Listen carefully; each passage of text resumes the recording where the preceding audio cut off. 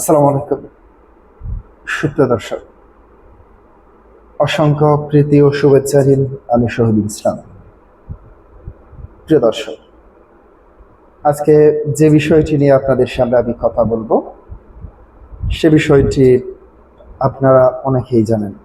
রাষ্ট্রপতি পদত্যাগের পর থেকেই আপনারা দেখতে পাচ্ছেন একটি দল বা গোষ্ঠী রাষ্ট্রপতির গ্রেফতার দাবিতে বিভিন্ন আন্দোলন করছে কিংবা বিভিন্ন জায়গায় মত বিনিময় সভা থেকে বিভিন্ন জায়গায় রাষ্ট্রপতির গ্রেফতার দাবি করছেন।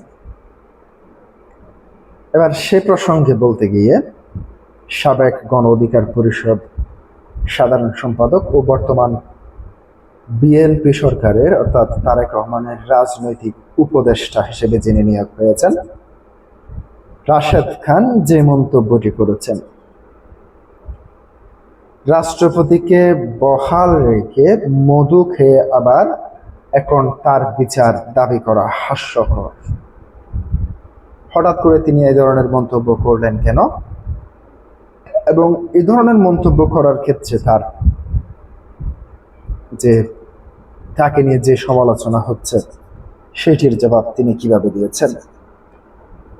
দৈনিক ইত্তেফাকে কি বলছেন তিনি? দৈনিক ইত্তেফাক থেকে আপনাদেরকে সেটি তুলে ধরছি।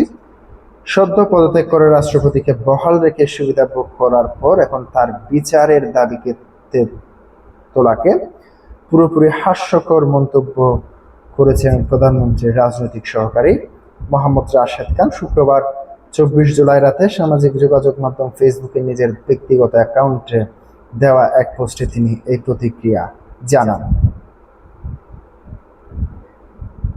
জাতীয় সংসদের বিরোধী দলীয় চিফ হুইপ ও জাতীয় নাগরিক পার্টি এনসিপির আহ্বায়ক নাহিদ ইসলামকে উদ্দেশ্য করে মূলত এই মন্তব্য করেন রাশেদ খান।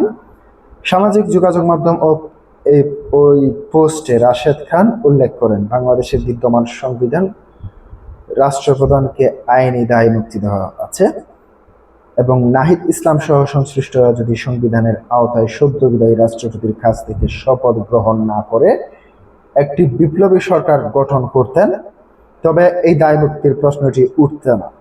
সেই পরিস্থিতিতে এই রাষ্ট্রপতির বিরুদ্ধে যে কোনো আইনি ও বিচারিক পদক্ষেপ নেওয়ার সুযোগ থাকত।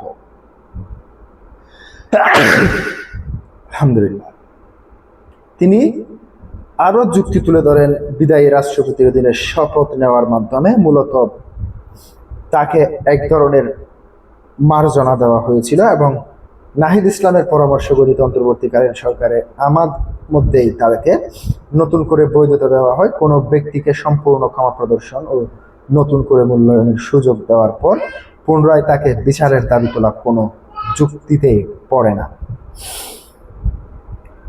এই পরিস্থিতির জন্য নাহিদ ইসলাম ও তার সহকর্মীদের জাতির কাছে জবাবদিহি করা উচিত বলে মন্তব্য করে রাশেদ খান। তিনি বলেন, নিজের রাজনৈতিক সিদ্ধান্তের ভুলের দায় স্বীকার করে তাদের জনগণের কাছে ক্ষমা চাওয়া উচিত। নিজেদের ভুল ঢাকতে এবং সাধারণ মানুষকে বিভ্রান্ত বা আইওয়াশ করতে এখন বিদায়ী রাষ্ট্রপতির বিরুদ্ধে আওয়াজ তোলা হচ্ছে।